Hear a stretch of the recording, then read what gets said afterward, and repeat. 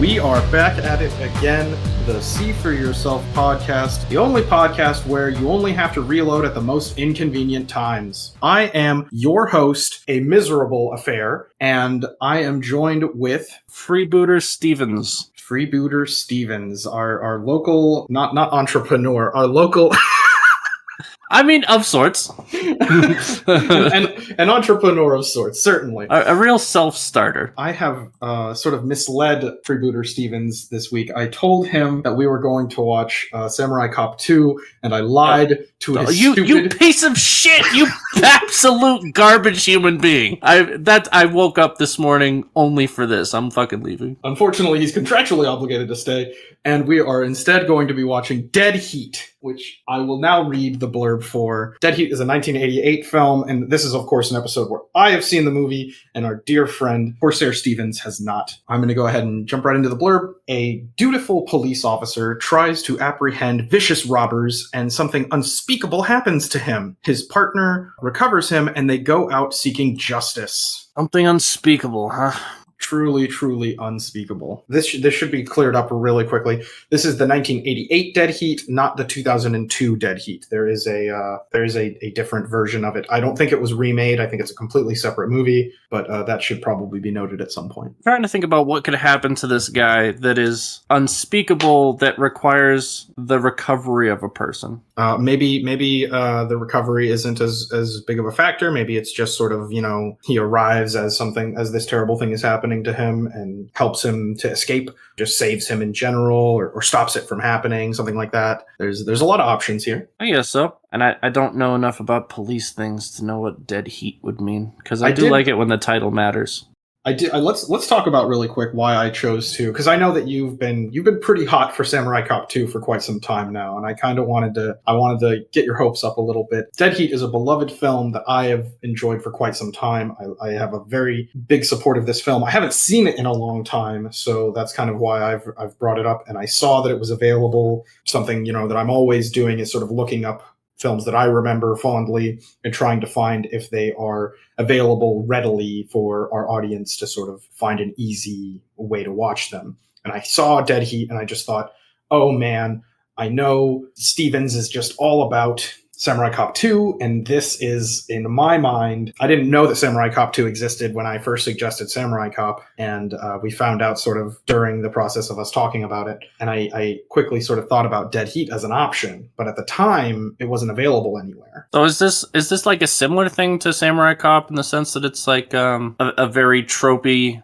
cop, like buddy cop revenge story? Or it does mention a partner in the opening blurb. A partner is mentioned in the opening blurb, so we sort of have that buddy cop dynamic already baked into the description. For sure. I'm always, when you say a beloved movie of yours, like, I immediately become very skeptical because Samurai Cop was a thing, and the movies you suggest are a different thing entirely. Now I have to think about what makes a cop movie a smart movie. The movie had a $5 million budget, so we're looking at an entirely different ball game than Samurai Cop would have had. Very different in terms of its budget. I'm certain Samurai Cop probably had somewhere between maybe $500,000 and $1 million attached to it, and that's being very generous. We should also note really quickly that Samurai Cop came out about 3 years after this movie, so Dead Heat predates Samurai Cop. Okay.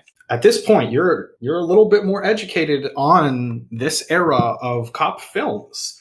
Are there some things that you've seen in, Samurai Cop that you think will also appear in Dead Heat? I'm trying to imagine basically Samurai Cop with a better budget. So like I'm expecting to see like car chase scenes where they're like shooting out the windows and but because they have a higher budget, I bet like we've actually got the squibs blowing cracks in like the windshield and shit like that. Yeah, Samurai Cop did the thing with the guy on fire, and that wasn't done as well as I would have liked. But in Dead Heat they've got a better budget.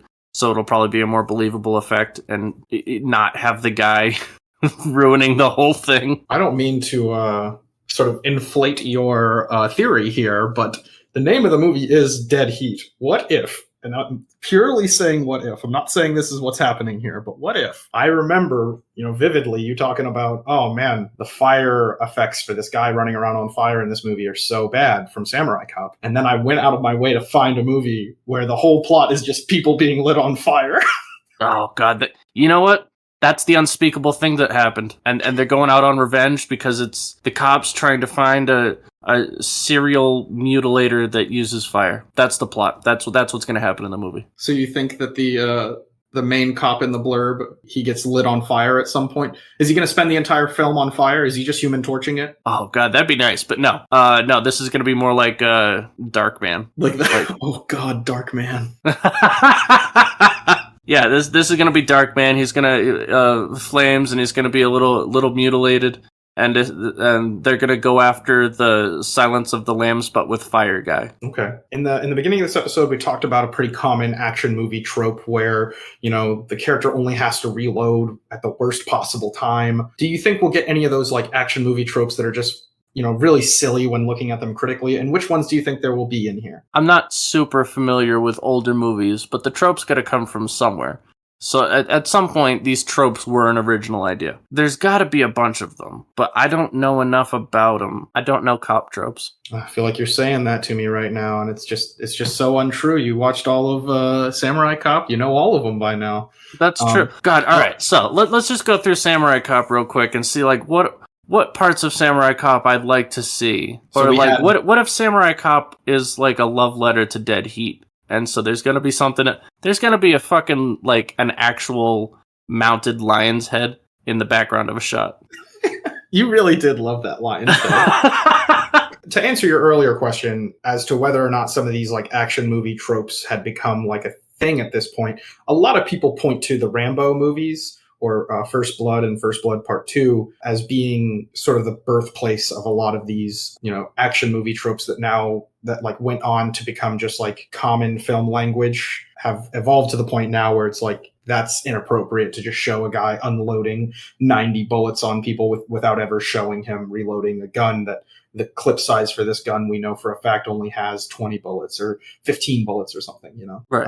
And the Rambo movies came out starting in 1982, and we got to Rambo 3 in 1988, the same year that Dead Heat would have come out. So it's very possible that Dead Heat could also be using a lot of those same tropes at this point because they've become just commonplace. I don't know if this is going to be front to back action because I think during their investigation there's going to be like a Chinatown that they got to go interrogate some guy at. Just because okay. I feel like cop movies at the time were really big into having... I don't know what the appeal of it was. Like, maybe it's because it feels foreign, but also is really cheap to shoot in. Maybe that's what it is. Yeah, there's probably something there, wanting to include a foreign land, even though the setting is in, Miami or in Los Angeles or in, Michigan, wherever this movie takes place.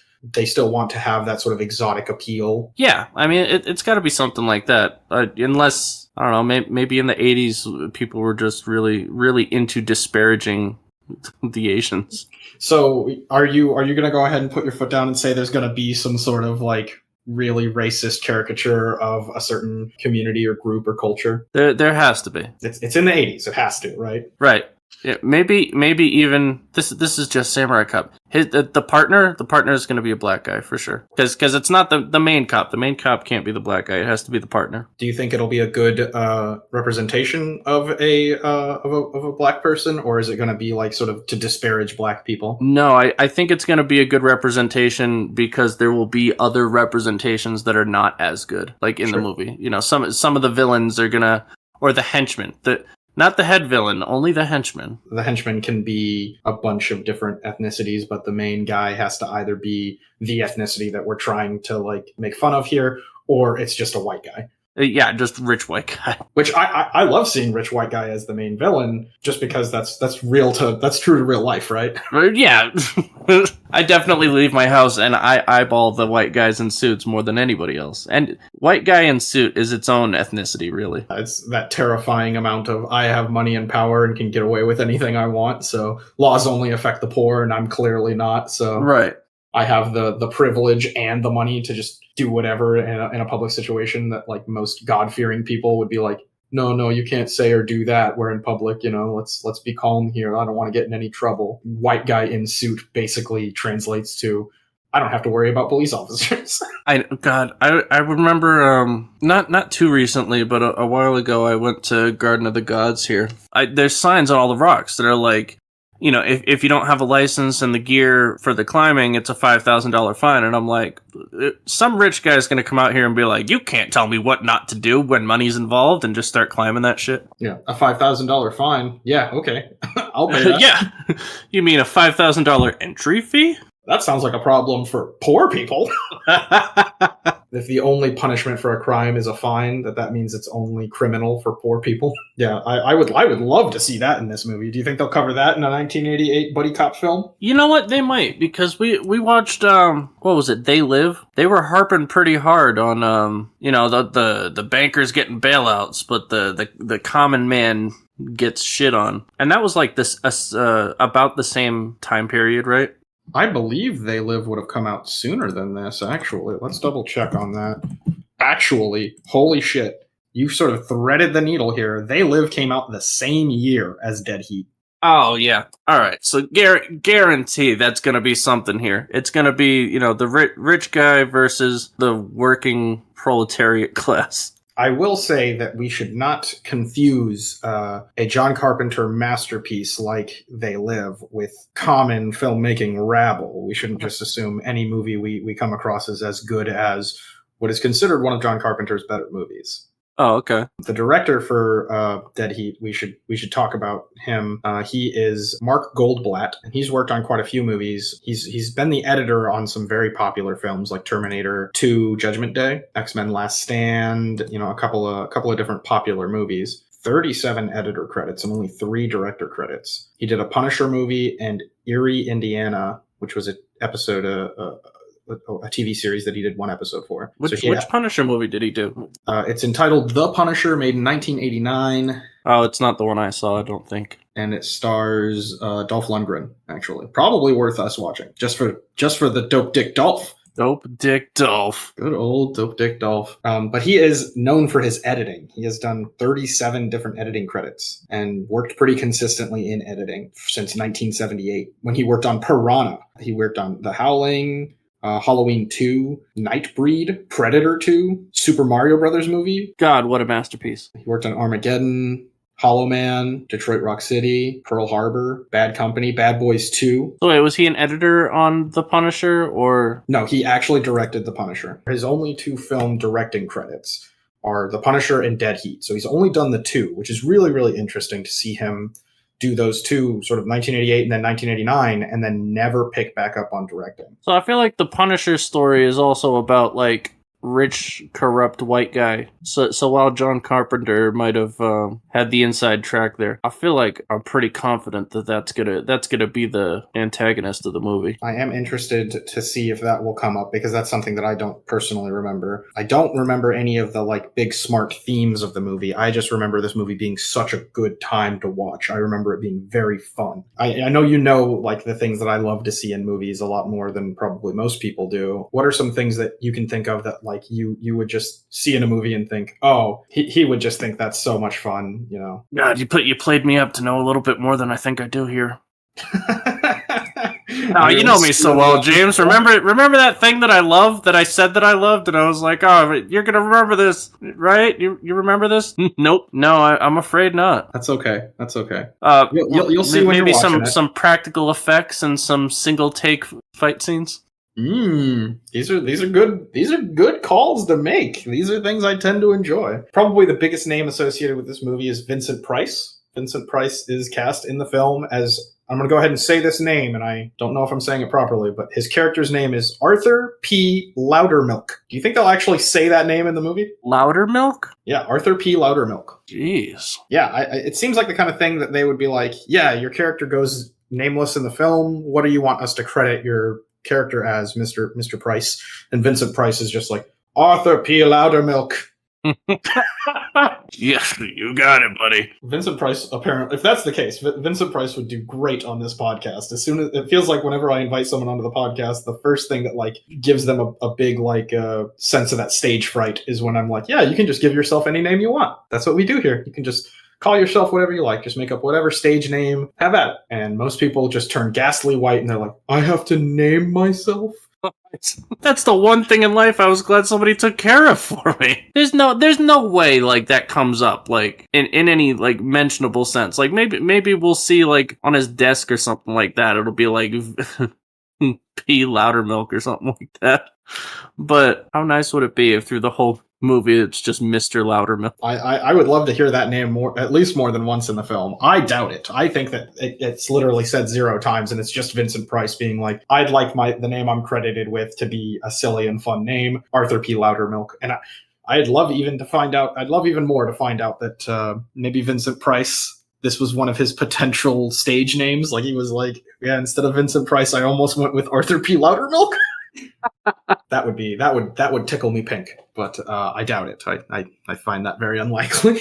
So I just Googled Vincent Price because I'm not as privy to actors and such as you are, and you're in for a treat. Yeah. Apparently he's a like renowned horror film actor. Yes, that is true. He's gonna be the villain. He's gonna be the evil, burn his victims, Silence of the Lamb-esque villain of the movie. It's interesting that you bring up, Silence of the Lambs. I know that the actor who plays Hannibal Lecter, he is pretty known for his villainous characters as well. 211 acting credits for Vincent Price, by the way. Jesus Christ. He was born and they just started shoving him in shit. I mean, from 1938 to 1993. What was he acting like all the way up to his death or something like that? Because like he died in 93. Yeah, I mean, a lot of actors do. Oh, okay. There comes a certain point, especially when you're like, getting up in years, where you're just kind of looking for something to do. And if they, call you up and say, hey, there's a role we want you for, we're mostly going to be using your voice, or you're going to be just sort of talking in this role, and it seems like it's something you can do without like breaking your hip, basically, you probably say yes to it, right? Just to get out of the house and do something. So I don't know this guy, and I've probably seen him in movies and just not recognized him. Do you think like as he got older, like, because you mentioned like just to have something to do you think he gets wild? Do you think like older actors just start doing wild shit and they're like, well, like, we really need his name on the credits, so just let him go nuts, and then we end up with situations like what's her face from Brain Damage? Maybe. I know that Lauren Bacall is the actress, the last wife of Humphrey Bogart. Humphrey Bogart being the actor who is best known for Casablanca. So he's the main character in Casablanca, sort of that gumshoe kind of. He basically is in every noir film from the classic noir period. I want to say he's also in The Maltese Falcon, but the last wife he had before he died, she went on to do a lot of really good acting, and she's considered the biggest star of like classic Hollywood for female stars, right? Okay. She, in her later years, her last acting roles when she's like in her 70s, basically, they were all super weird.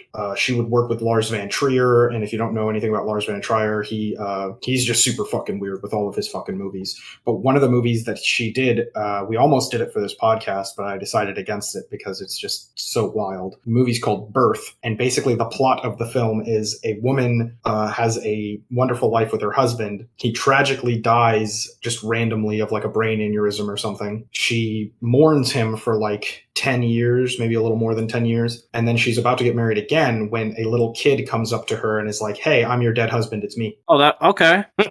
Lauren Bacall at the age of 70 or something is in that movie for some reason.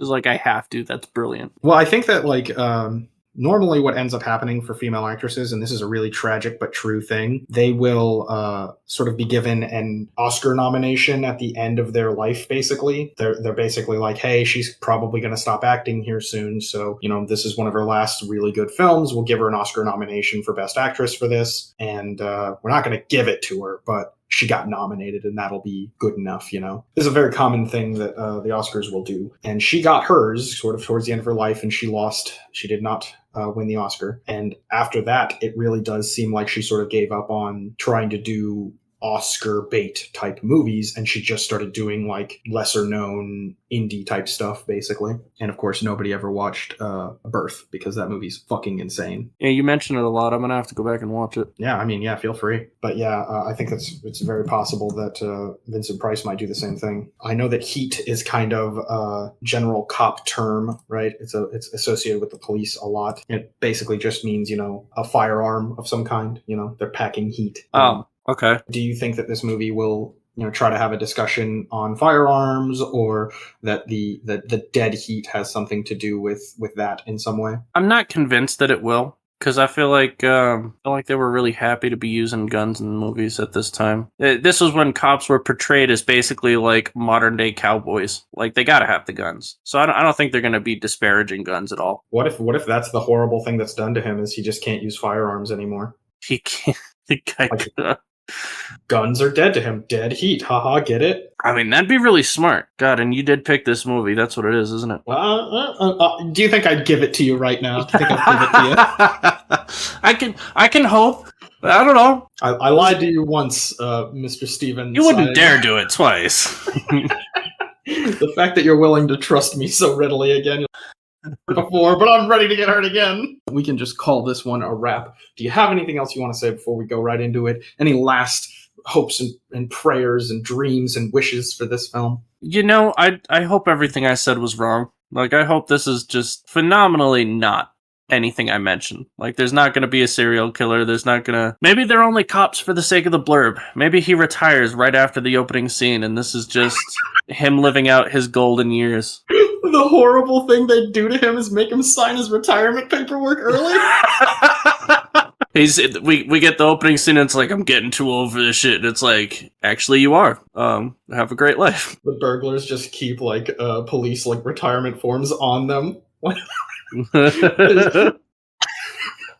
And that's how we have a horrifying scene. He was like, no! And he's just screaming and like sweating and panting, and it's just him like not even being forced to do it. We cut down to him signing the waiver. And that's how the heat is dead to him, because he's not a cop anymore. He can't just go in guns blazing any longer. Oof. Some steamy, fresh predictions here. I will say that part of the reason I wanted to do Dead Heat was I was a little bit frustrated listening to the Samurai Cop episode, and there was a little bit of negativity towards the end there towards, Samurai Cop is this bad B movie, it's not very good, it doesn't make sense, so on and so forth. There was some harsh words said to Samurai Cop. And I've always loved Samurai Cop so much and just had an unbridled joy in watching it. And I never felt like this could have been done better. I always felt like everything in here, even all the things that were quote unquote mistakes, were just so beautiful and brilliant and made me so happy to see them. So now we've got Dead Heat, and I'm hoping this will be a good sort of sister piece to Samurai Cop. If you haven't seen the Samurai Cop episode, if you haven't seen Samurai Cop itself, please go do that, sort of required reading for this episode. And we'll hop right into Dead Heat. When we get back, we'll answer all these beautiful questions you've given me here. I'm trying to think of what the music would... What is cop music? Well, I guess it's sort of fast-paced. Ooh, is there going to be like a big... fucking big brass lines going... Yeah. Was that still... Because, we were just coming off stage plays and shit like that. So it's, God, there's going to be, a heavy jazz, big brass scene during a fight scene. If only we're lucky. That's sort of that high touch. Right, like Cowboy Bebop. Yeah. And then maybe some in the late 80s, synth would have been coming into play. So maybe a little bit of that neon kind of kind of thing. Right, almost when disco was starting to turn electric. Yeah, that's what. Ooh, spicy. So we'll just cut all that together and make some outro music. I tried to have some standalone bits where it was just me making noises. So hopefully we can jam all that together into something. Who knows? This will probably never see the light of day. This will be the stuff that when we start our Patreon and we're like, yep, if you just pay $1 a month, you'll have a complete access to all of our unedited videos where we just talk a bunch of nonsense bullshit. And there's a lot of dead silence in there, but there's also a lot of That's what people are going to request. They're going to sign up for the Patreon, and it's like, yeah, but what's the selling point? Hours of us singing into the microphone for cutscene transitions. Yeah, for completely unused content that is probably trash, and much of it is probably stuff like somebody saying, oh, hey, should we use the part where you said gooks? Because they did say gooks in the movie, but it's super, inappropriate. We shouldn't include that, right? Just arguing about we can't keep that, right? All right, well, let's call it here then.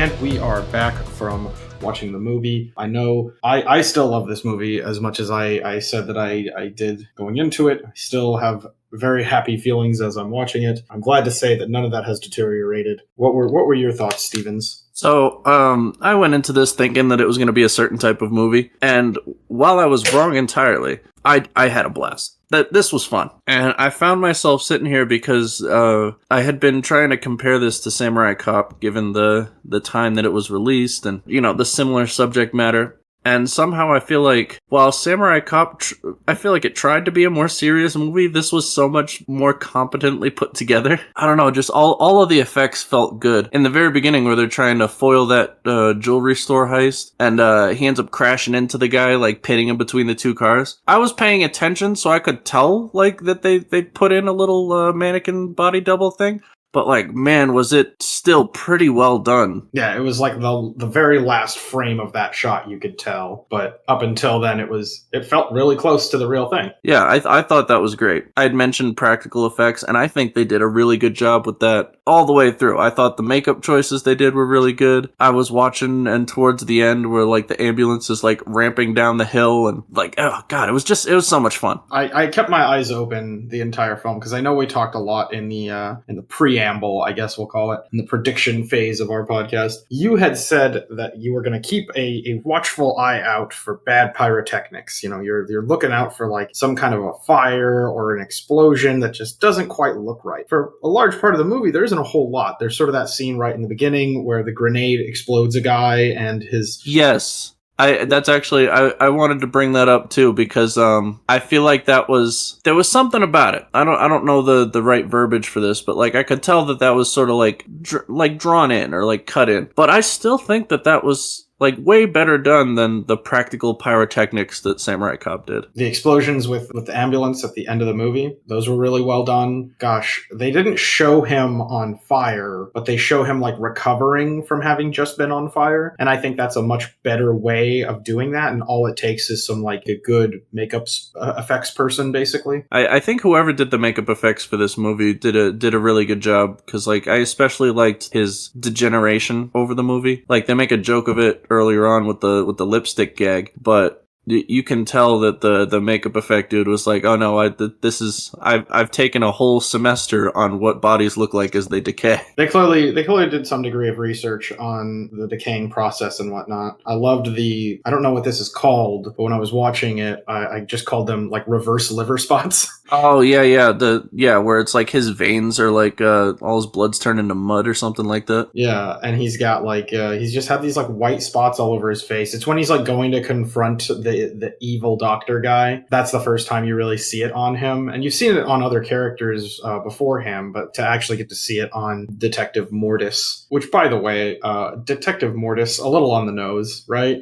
Oh my God! So the first time I saw that, it's like, oh, and not just Detective Mortis, Roger Mortis. That was great. I'm sorry. What's the Roger bit of it? Maybe I'm missing something. Oh, when corpses. Rigor mortis. Rigor mortis. God. I didn't even catch that until just really now. Oh my God! As soon as I did that, I had to take out my little notebook, and I was like, I thought Loudermilk was going to be the wildest name of this movie, but Roger Mortis. Mwah. Yeah, that went right over my head. Doug Bigelow is, like, it reminds me of Deuce Bigelow, but I always thought that was just, like, a one-off character from a much later movie. Right. So I don't know if that's, like, something that we're just missing. I don't know. He acted like a Bigelow, I guess. So maybe there's something there. So I got to thinking about the movie, constantly comparing it with Samurai Cop. And Samurai Cop was like this male fantasy, or at least it portrayed itself as. Very hyper masculine, yeah. Yeah, I found it really interesting that, like, there was not a lot of romance pursued among the characters. Like, I could kind of tell that, like, maybe he had a relationship previously with the mortician there at the police headquarters. I think her name was Rebecca. But there wasn't really anything pursued there, and there wasn't really anything pursued with the other one, and they both die anyways. Mm-hmm. So, like, he doesn't end up with anybody. Even in the end, it's like him and his cop buddy are just, like, content to be like, yeah, we did a good job. Time to die.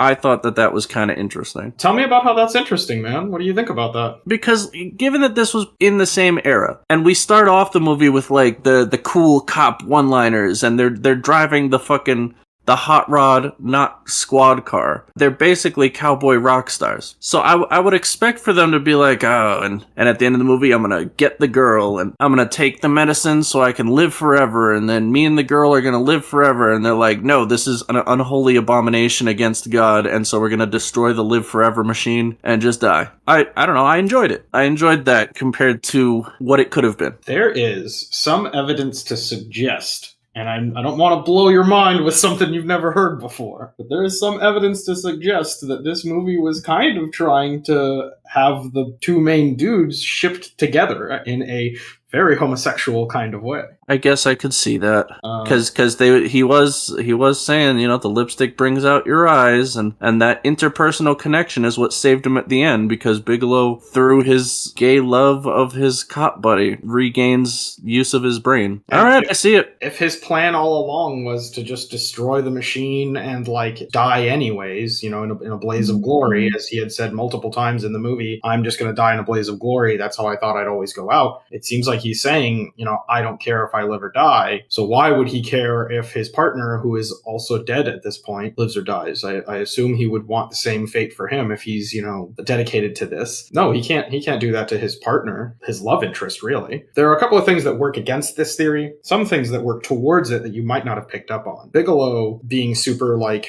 raunchy, sexy guy who's always hitting on chicks actually works towards he has a homosexual love interest with Roger Mortis, because that's kind of what you would do in the 80s to cover up the fact that you were gay. You would, oh man, I just love chicks. Oh, you know, all these babes around here. Oh man, I just want to grab their female boobies. Oh. I did not just throw up in my mouth. I'm actually really into this. God, I'm so excited to be in sex with them. And I would only have sex with their vaginas because I just love vaginas. Oh God. Another thing to consider is that Doug Bigelow talks a lot about how he has a girlfriend and a wife and an ex-wife. He makes references to these people. So unless this guy is just getting around, just raking it in, he's just outright lying. So there's that. And then the only thing, and again, you know, in the 80s, they kind of had to like remind you, hey, remember these guys are into chicks. They love women. They're straight men. Constantly had to sort of have something to remind you of that. And they do that with Roger out of nowhere for like no reason at all. He kind of just calls up Rebecca and is like, oh yeah, I just always wanted to tell you that I wish we could have made it work or something. And I guess that's sort of to highlight how miserable his situation is at the end of the film, which, by the way, that has got to be the lowest point a character in a movie has ever been in. He just found out that his girl is dead, his best friend is dead, and also he's been dead for quite some time. And now his body is going to disintegrate into nothingness, and he can do nothing about it. That's the situation he finds himself in when he's stuck in the ambulance. By the way, next to his dead lover. That's got to be the hardest set of circumstances any protagonist has ever faced. So while I was still thinking about, all right, which one is he gonna take off with? Because they even pit the women together in like some weird jealous fit for like just the barest of moments. I thought it was kind of interesting that the lady that works for whatever that company was, she had a real fish tank full of real fish that she was concerned about, and the other one had a fish tank full of fake fish. And I thought that was gonna mean something there, and I dropped it entirely. No idea what that led into for the rest of the movie. Let's talk about embracing life versus embracing death. Okay. I think the mortician character, Rebecca, is supposed to be embracing the idea of dying. Like, she's supposed to be a little bit more okay with death. I mean, she's a mortician. She's okay with owning not alive fish. They're just more convenient for her. For her, death is a feature of living and not a bug to be fixed. Whereas, I forget her name. It's like an L name. I can't remember. Sort of the blonde character. She who ends up being dead herself. Yeah, she is trying to fix the bug of dying in life. You know, she's moving away from it, which is weird because in their like sort of final acts, Rebecca goes the other way and tries to solve the dying process for Roger. The blonde lady embraces it. Yeah, embraces it and dies. It's not, the movie doesn't make it very clear if that happened to her of her own volition or if this was something that the company somehow did to her, ? The movie doesn't make that 100% clear. It's weird that they sort of flip-flop on that. But yeah, that does seem to be on the note of, why did one of them have living fish and why did the other one have non-living fish? One of them is supposed to be embracing death and the other one is supposed to be avoiding death. On that note, though, that's a really good segue. This movie has a lot of lines that seem to be advocating for being dead not necessarily being a bad thing, and that being like a boon to the characters. It's a positive aspect of their journey. We've had a very recent episode where we talked about death rituals and coming of age rituals, and how oftentimes in many cultures, if you die during one of these dangerous rituals, that is seen as a good thing. It's positive, it's celebrated, you were strong enough to try. And this movie sort of seems to be adhering to that ideology. Whereas Prey, the episode where we originally talked about this, Prey did not do that. Prey specifically stated, if you perform this ritual, the only point of doing it is that you survive. You think this movie was trying to do something smart there? Because I feel like it was just him sort of accepting his circumstances and realizing the benefit of it. Because we go into the movie with him being like, and they don't die when you shoot them.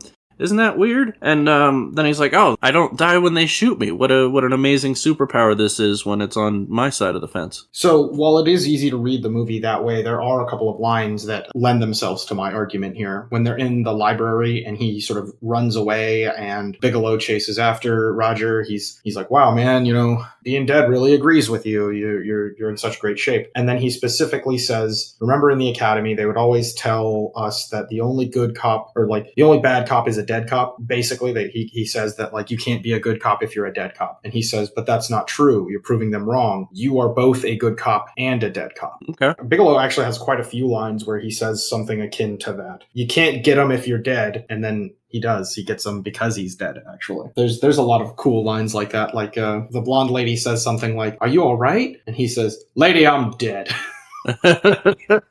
Oh, the one-liners in this movie. I know, they just hard and fast the whole time. So good. So what were the worst parts of it? We've kind of just been jerking this movie off. What were some of the worst parts of this movie for you? So I remember mentioning that there was going to be a Chinatown. And did you just jump out of your seat when it happened? Because I remember it happening and me being like, I had totally forgotten this actually does. Yes. Oh, God. As soon as they're like, we need to go to Chinatown, and I'm like, no fucking way. And then we go to the most stereotypical Chinatown, and I'm like, no fucking way. And then we go into the most racist little meat market. And I'm like, fucking, I nailed it. I'm not 100% sure why it had to be there, but I somehow, it was shoehorned in. And then I don't know if that whole scene with the meat coming to life and, just a raw liver coming up and trying to strangle Roger there, it felt like a funny scene. Something about it was out of place in the movie. And while I appreciated it and I had a lot of fun, it's I'm over here wondering if they're we're talking about death rituals and blah, blah, blah, and all this stuff. And also veganism. We're just going to shoehorn a little veganism scene into the movie. Okay, so it hurts me incredibly deeply to hear you say that the greatest piece of practical effects cinematography ever put to film is a disappointing scene for you, or feels out of place. It felt it wasn't disappointing, just felt out of place. The part where the big pig carcass is jumping on top of him and he's like, how do we kill this thing? And then Bigelow says, well, we could drown it in A1 sauce. That was the only disappointing part for me, and only because he says we could drown it in A1 sauce. But they're in a China butcher shop, or a Chinatown butcher shop. Oh, and they didn't drown it in duck sauce. Why not duck sauce? And then right when he says that, he turns to a duck in a little stew. What is that called? A stew pot, and it's full of liquid. And the duck turns to him and makes some undead duck noises, brains, whatever. And he blows its head off, and then it falls back into the liquid that's in the stew. And I'm like, if he had said duck sauce here, this would be so funny. But he didn't. He didn't say it. That was the only aspect of that was disappointing. And also the fact that it was a Chinese butcher shop and not just if they had just said, oh, the clue that we're getting for this leads us to go to the meat market. And they go to the meat market. And that way it's not just this weirdly racist for no reason thing. Because it certainly is sort of framed that way, where it's this big, angry, not conventionally attractive Japanese man who's chopping up a chicken, we're supposed to look at that and go, ew, gross, why would you ever do that? But like, that is the most normal thing in the world. He is a butcher. Right. This is what the job entails. If you're a butcher, that's what you do. I agree that the setting for this is probably the most upsetting part about it, but everything else. Oh, and back to, I know we talked about this in Brain Damage, and I said it out loud while I was watching. I was like, there's that blue lightning visual effects guy back at work again. Oh my God. That was the other thing I noticed. Like, while I'm looking at all the practical effects, I'm like, the makeup's great, and they're like, the explosions are kind of cool, and it's like, and then we got the guy who's just, his whole career is just meticulously drawing lightning, and I'm like, oh, bravo, man. Like, you go get him. That's our boy, back at it again, doing the Lord's work. So he's just got a replica of the Bring People Back to Life machine hanging from the chandelier of his back alley Chinese butcher shop. Which would lead one to believe that they have a couple of these sort of like knockoff versions of the machine in various given places. As we go, it keeps making rules. Like at the end when Body Doc there is like, you'll never take me alive, and he kills himself, and they bring him back to life. And he's like, you ever wonder what happens when you bring him back to life again, and the whole body explodes? And it's like, that was never brought up previously in the movie. What would make you think that would work? And then, even if we go back to the chandelier scene, it's like, I don't know, it didn't revive him a second time. It was just targeting the meat. So there's a couple things here. I do agree with you. The movie did continue to come up with rules until pretty much the last scene of the film. They came up with that rule where it's like, his brain has been so damaged for being dead for so long that he's just a mindless slave now. And he's able to sort of knock him out of it by reminding him of these wholesome moments that he's had, / and or these very romantic moments that they've had. Ooh. Depending on how you want to read it. Right. He then blows his own fucking brain out of the back of his skull and just immediately gets revived. And he's like knowledgeable enough, like the very second of being revived, to say, no, don't put me in the deep fryer a second time. Fuck.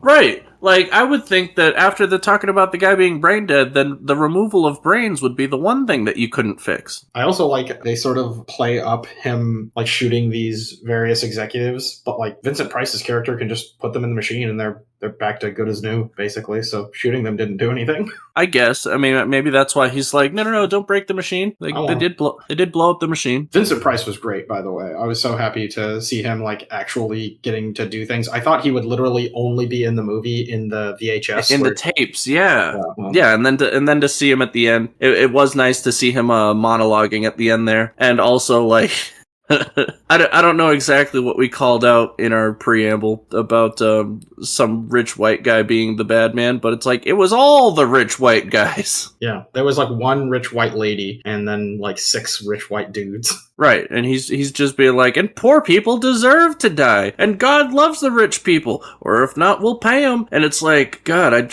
Vincent Price, I can't think of anything I could add to that would make me hate rich people more. You've truly created a genuinely evil character. It was so good to see Vincent Price, and he has that one really haunting line that I feel like really encapsulates like the horror that this movie's trying to get at, because this movie is like an action comedy, but it has something horrific in it. The idea of you could live forever, and that's like Vincent Price's like last line effectively, and he delivers it with that sort of, it's supposed to be kind of haunting, almost like a ghost, or like it's like a prediction, or like it's supposed to sort of chill you to the bone a little bit, and he does such a great job with it, and it really did. It stuck with me. I think back to it and I'm like, yeah, that was the horrific aspect of this movie. And the more you think about it, the more like the characters walking away and saying basically like, and now we get to die. Thank the Lord, we can finally die now. That is them escaping the horror of the film. That's fair. Yeah, because I do remember him like I'll give you money and power and you can live forever. Just let me also live forever. And it's like, no, it's that's not very Christian of you, Mr. Loudermilk. I'm gonna go reincarnate into some chick's bicycle seat now. That is really interesting to point out. This movie almost never makes any references to like Christianity. Alternative theologies. Well, it doesn't make any references to Christianity, but it does make a reference to reincarnation, which is explicitly non-Christian as a post-death afterlife kind of scenario. Right. We talked about the most disappointing part of the movie for you. The most disappointing part of the movie for me was when we find out that Deuce Bigalow has died and they don't immediately revive him. Because in my head, I was like, again, I haven't seen this movie in a while, so I'm like, I remember that Deuce Bigalow is in the whole movie, but I had forgotten that there's like a good 10 or 15 minutes where he's not in the movie. And those 10 minutes or those 15 minutes where he's not in the film, absolute trash. The most boring and lame parts of the movie. Right. Well, yeah. I mean, like you said, this is when Roger is approaching the lowest point of his life. I think that's where like the start of the buildup is. The fact that it happens so shortly after, like just before that, we have the scene where they leave Bigelow and he's like looking concerned after Roger as he drives away or some shit like that. And I'm like, oh no, is Roger going to get into trouble? And it was actually Bigelow that got into trouble. But yeah, it's just like in rapid succession after that point, everybody just fucking dies. And I thought this movie really did a great job of playing with the idea of dying and how action movies kind of do everything they can to make sure that the main cast doesn't die. And this movie kind of went the other way with it, where it's like, no, almost every character in the main cast dies. The only character in the main cast, I guess, who doesn't die is sort of the big villain, Vincent Price's character. He doesn't die. We're supposed to assume that Loudermilk has revived himself, right? Yeah, or he invented the machine and had somebody else put him in it or something or other. By destroying the machine, they effectively killed him, right? Well, we don't know the science of how the machine works that way. That's one of the few rules we don't really get. They explain that there is some sort of procedure to make people last longer than the 12-hour time limit we're initially given, but they don't explain how that works. Arthur P. Loudermilk. Oh, and they did say his name multiple times in the movie. I was hyped for that. They said the whole name too. They didn't leave out the P. Like every time. No, the very first time they say Arthur Loudermilk, and I'm like, I need the P. Give me the P. And I got it. I got the P, boys. But yeah, they never actually show us what the procedure for making someone last longer than the 12 hours is. You know, we could speculate that because of the way that the blonde female character sort of expires, that maybe there is an aspect of that requires them to get touched up and go back to the machine for some reason or another. But we could also speculate that that's not the case and that, you know, she just allowed herself to expire by not taking some pill or not doing some specific thing that she needs to do to make sure that she lives forever. The movie doesn't give us clear instructions on this. We could assume that Arthur P. Loudermilk goes on to live forever, or we could assume that he deteriorates within the next 12 hours, or we could assume, you know, we could do any number of things. I will say the scene where Roger Mortis dies is especially tragic for like no reason. Oh, the first one in the little airlock chamber? Yeah. So that whole thing was kind of weird because like Bigelow turns to the dog that like looks perfectly healthy but is in a cage and then turns back and it's like, yeah, all right, I get it. They were going to kill the dog, and then he brings it up later and it's like he was killed where they killed dogs, and it's like, that was a pretty cute dog. I don't know why you're detracting the dog so much in this statement. Yeah, it felt like the movie was I don't know. I think that it's probably smart filmmaking to put that cute dog there, and then it's sort of juxtaposed with Roger dying, and you're supposed to kind of like connect them and be like, oh, Roger was innocent and that dog is innocent, and I love the dog just because it's a cute dog. It makes me feel extra bad for what's happening to Roger. And I don't know if it worked that way on me, but I certainly felt very bad for Roger in that moment. I was like, this has to be one of the worst ways to die. Right. And the movie tries to, like, I don't know if this is to add to our suspicion of the blonde lady. Like, she's just talking about, like, killing animals like it's, like, totally chill. And then we see that cute-ass dog, and we're like, yo, I don't want that dog to die. This is when we have to kill them, you know, this is where they're ethically put down, and it's like, just adopt the dog out, lady, what's wrong with it? I also love how their characters were so trigger happy in this movie. People would, like, at the drop of a hat, just pull their gun out and start shooting. Right. And I guess when you're like a zombie person who only has a couple of hours to live anyways, or whatever, you have to keep working for this scummy guy for the rest of your undeath. You're kind of like, whatever, I'm looking for some action, you know, first chance I get. But Bigelow is like fighting that like three-faced biker guy. Yeah. Why didn't we get more of those? I felt like We got the one really cool, maybe they spent all their budget on that one fight with the big three-faced zombie monster man, but I was hoping for more of those like big over-the-top kind of crazy amalgamation monster creatures. Right, as opposed to like, I think the best we got was the two more dead-looking guys that they fight behind the girl's house. Like one of them dies in the hot tub, and the other one dies in the pool. Yeah, those were the deadest-looking ones. Even the guys in the beginning who like aren't talking about being zombies as much. By the way, what's the practice? Where do those masks come from? Because those are, I feel like every time I see those masks, those are purely I'm the evil man mask. Like what's at least ski masks like came from a place. What kind of fucking masks are those? I had no clue. I was watching this and thinking that as well. I was like, I guess back in 1988, you could just wear anything over your face and that was enough to get away with a crime. Right. Well, what did he look like? And they're like, I don't know. He was wearing sunglasses, so he was an anomaly to me. We should note that sort of in a weird instance of life imitating art, in 1999 or 1997, I don't remember, almost 10 years after this movie's made, there was a shootout in Los Angeles that took over an hour to wrap up, where some burglars had like just heavily armored themselves, and the cops like hand pistols were not enough to pierce through the armor. So they just kind of like walked out of the wherever they were robbing, the bank or the jewelry store or whatever, just getting fired upon, and the cops were like, what the hell? Like, we're making clear shots on their chest and like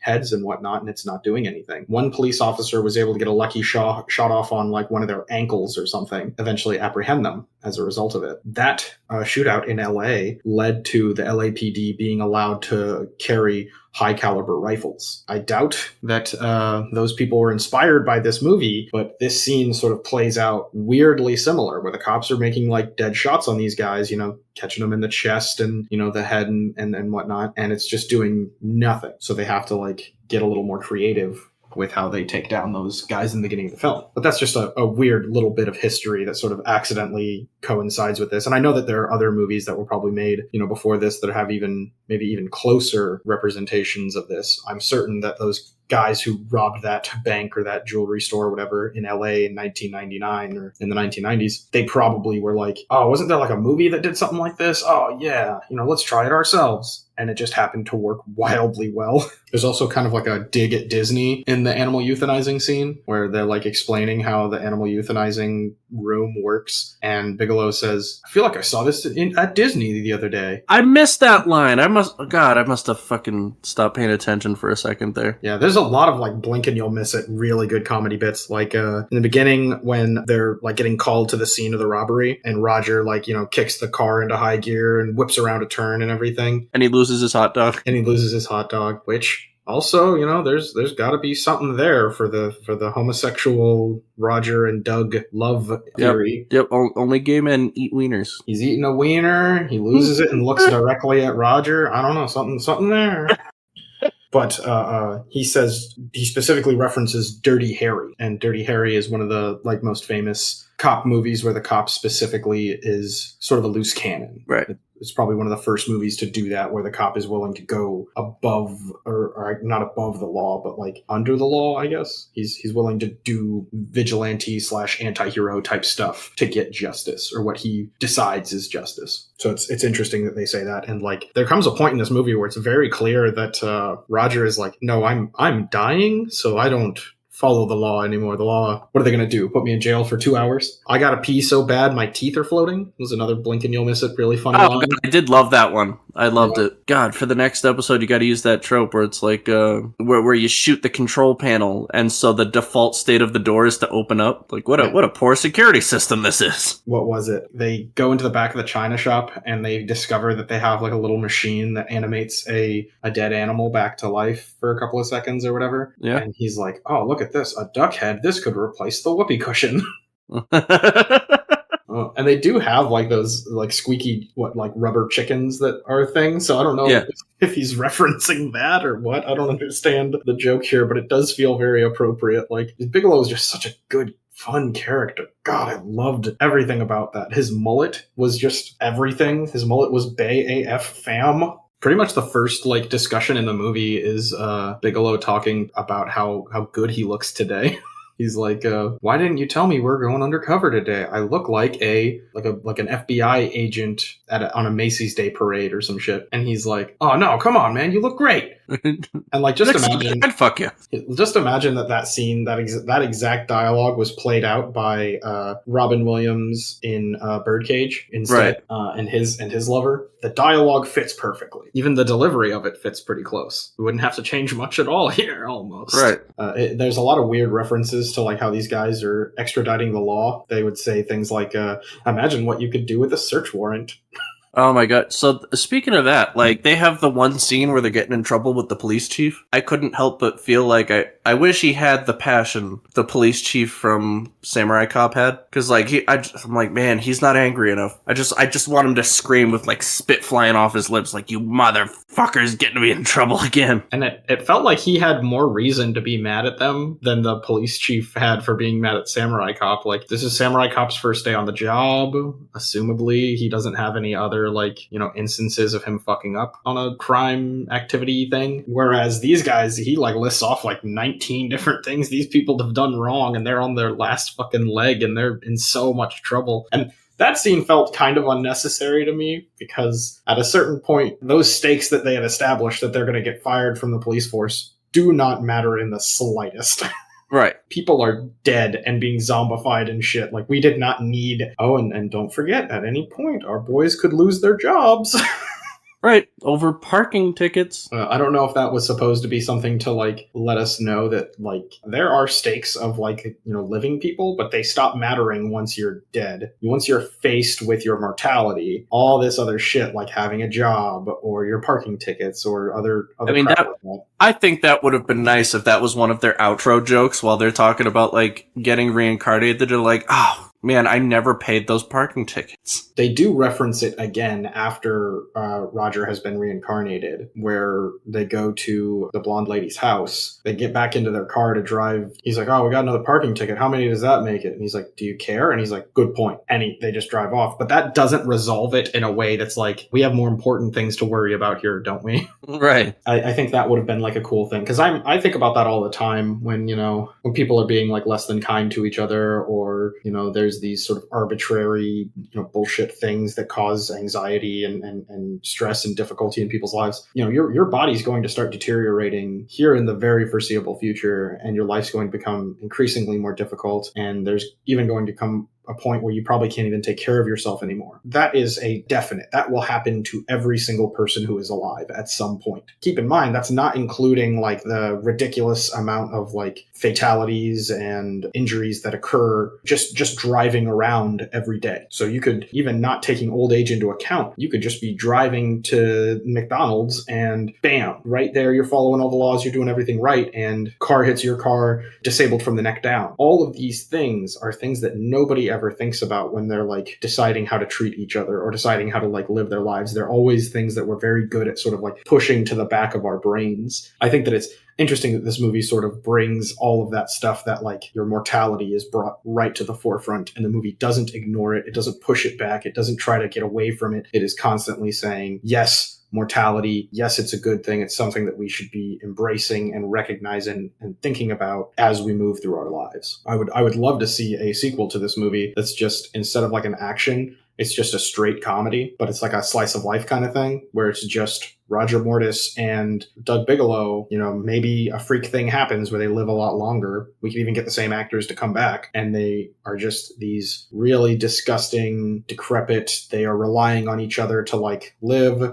They're all that they have because nobody else is experiencing life the same way that they are, and but they're doing all the wholesome things, like skipping along a beach together while bits of them fall off. Yeah, and we could even keep that sort of ambiguous "are they or are they not" relationship that they had from the first movie. We don't have to seal the deal here. I'm totally fine with that. In 1988, was bisexuality even like a thing that was accepted as a possibility? Maybe that's what they were going for in the movie, is that these characters have female love interests, but they also have each other that they're interested in too. And this isn't like a homosexual thing. This is one of the first movies to platonic love between men. Maybe platonic love. I certainly think that this movie has a way of reading it for that, but I also think there's a way to read this that's like, maybe they were bisexual. They have have their romantic and sexual love for one another, but they also have romantic and sexual feelings towards women, and they sort of explore both. We certainly don't get as much, sexuality between the two male characters, but we get a lot more romance between the two of them than we get for any other pair of characters in the movie. Right. Literally, Roger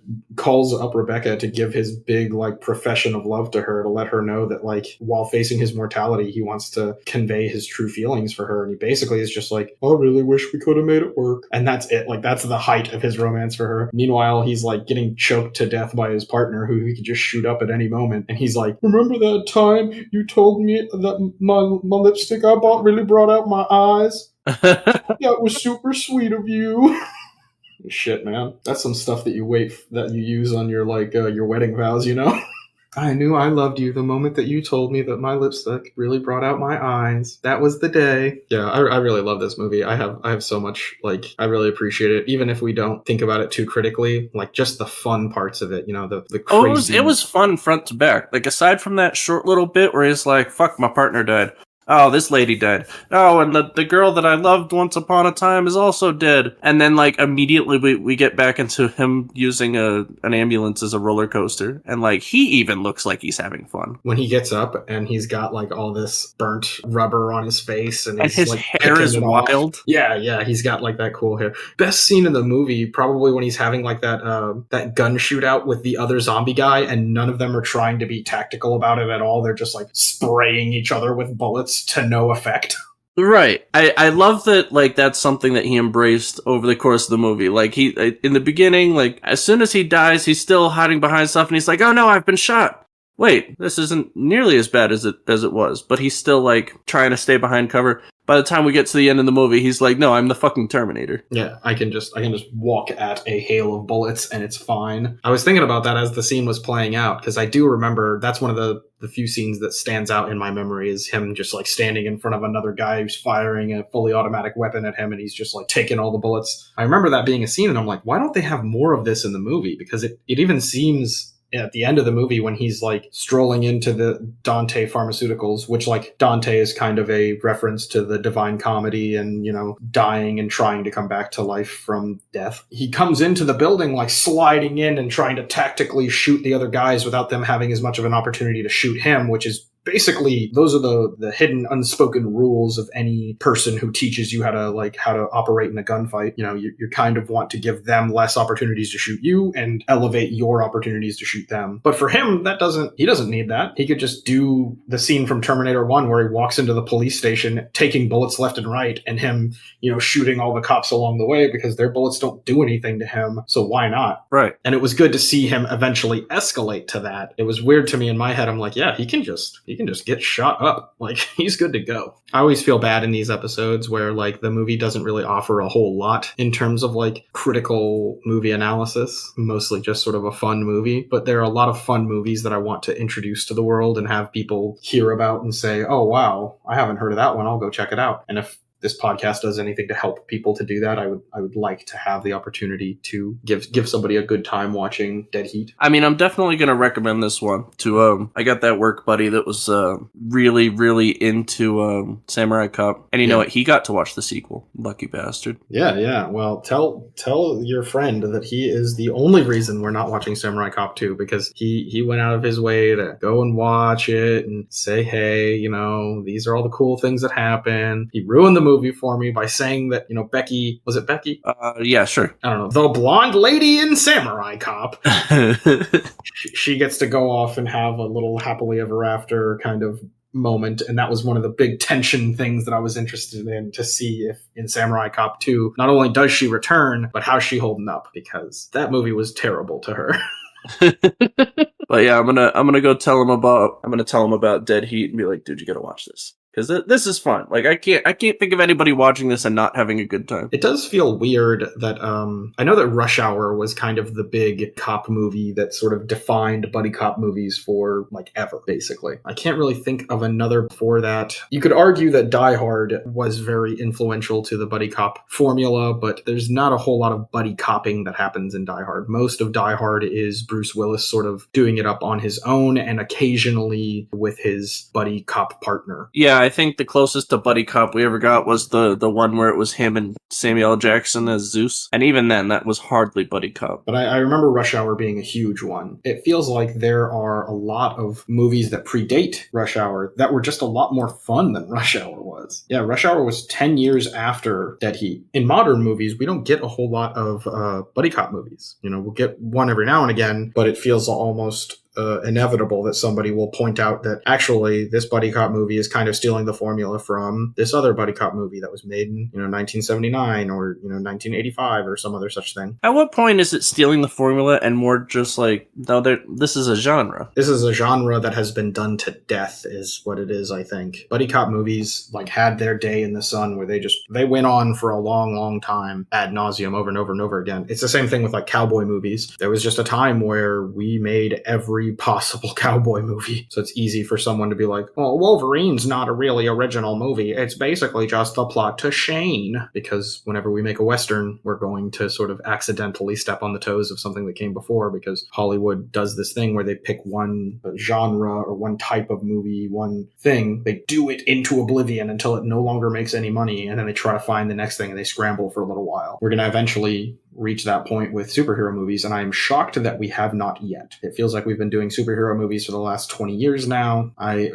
I would love to start getting away from that and start moving towards something new. I'm wondering when horror movies are going to become in vogue again, because I know that there was a period of time where they were seen as a very popular option, and that's when we got sort of the classic horror films, Frankenstein, Dracula, Wolfman, The Mummy, all those from like the 1930s and 1940s and whatnot. Even then, they weren't really seen as like big movies. They were usually kind of like more budget options. So I'd like to see that where horror movies become like the big thing again. That would make me incredibly happy. What genre of film do you think is going to overtake superhero movies once we finally get away from that? Oh God, what do I want to see? God, can we just have some more like jerking off the supervillain movies? I'd love that. Oh, I'm sure before superhero movies are like done, they will dip into those like more anti-hero and more like actual villains being the main character kind of movies. We already have the perfect supervillain movie, Megamind. Yeah, no, that's true. It will likely never get any better than that. And I know that the counter argument to this is that Megamind kind of becomes the hero by the end of the movie. It's even arguable that he was ever a villain to begin with. Yeah.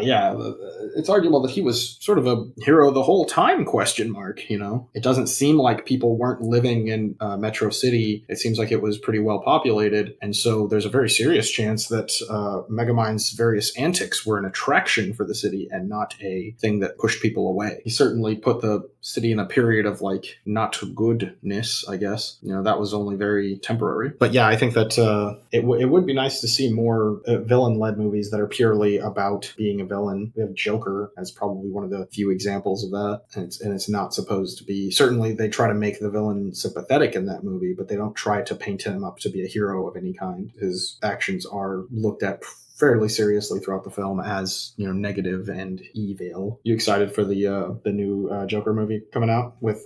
There's yet another Joker. Yeah, they're gonna have Lady Gaga play Harley Quinn in it.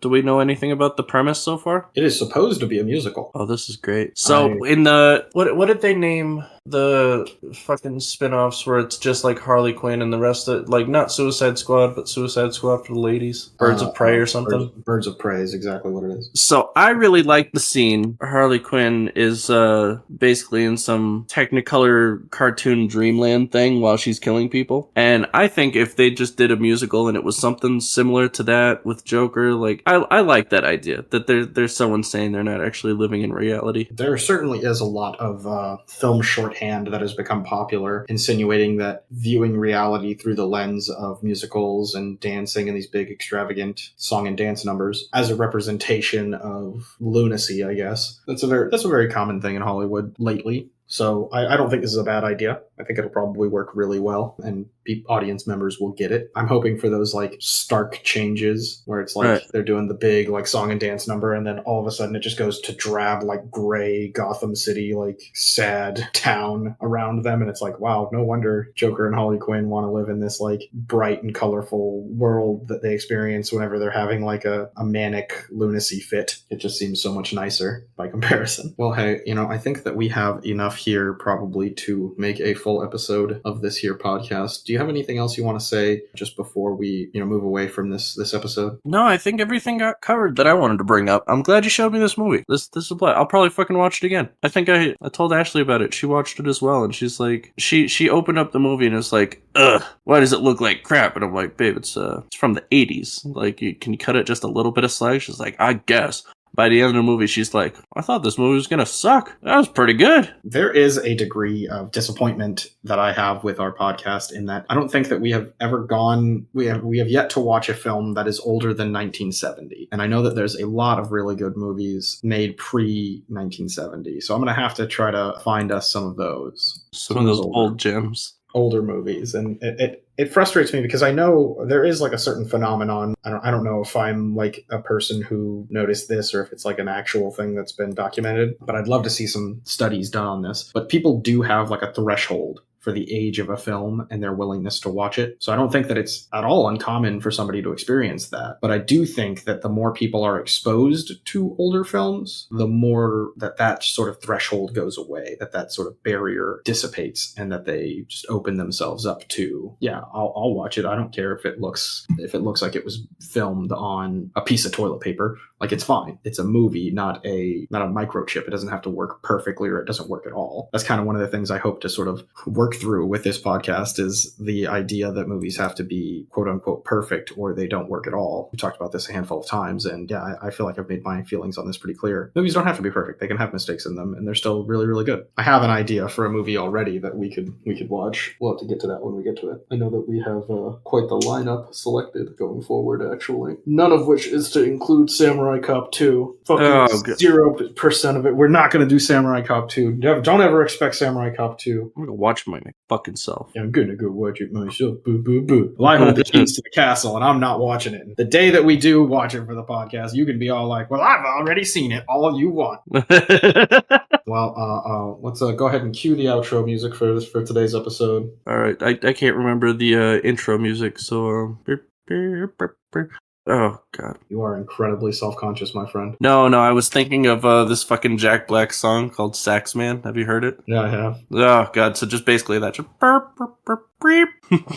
Just really bad outro music. I always feel like whenever we do this sort of making the music ourselves thing, we always end up doing like just a weird version of jazz. We never go for like a do do do do do do. It's never like any orchestral shit or like, when are you gonna just make bagpipe noises come out of your fucking mouth, my man? Oh, God. You know what? I saw a video the other day about somebody making a really good saxophone noise, and that's what we're gonna do. We're gonna have like a... Oh, God. How's that one? And fuck it, that's gonna... Oh, that is a pretty solid one, actually. There's a genuine fear I have of accidentally like stepping on copyright as a thing. So I'm like, constantly... you're just so good at copying those fucking noises. You're like, oh, God, this is just this is clearly this is Unchained Melody, like 1 for 1. What an asshole! And then like play it next to the actual sound and put it in front of a judge, and they're like, see, it's the exact same notes, note for note. He's copying us. And then, like, I have to go in front of a court and be like, look, man, I'm about as good at this as anyone else, I imagine. I didn't know what I was doing. And the judge is just gonna be like, not knowing isn't an excuse, you stupid piece of shit. Imagine having to get up on stage like, would you like to perform for the jury? And you're like, okay. It's like, by God. Each of the jury members just has a single tear rolling down their face. You get a courtroom standing ovation. Why would you stop making such beautiful music? Oh, God. Oh, man. We should go the other way with it and do it like SpongeBob, where we're just like, la.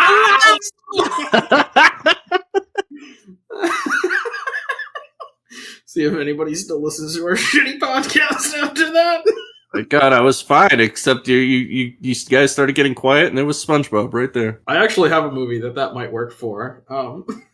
I don't know if you're strong enough for this film, though. Oh, really? You have to be an incredibly... one day, when you're done with your training, we will present you with this film and see if you have the fortitude. It'll be your rite of passage. And if you die during, that will be something, we're celebrating still for having the courage to try. All right, we'll call it there.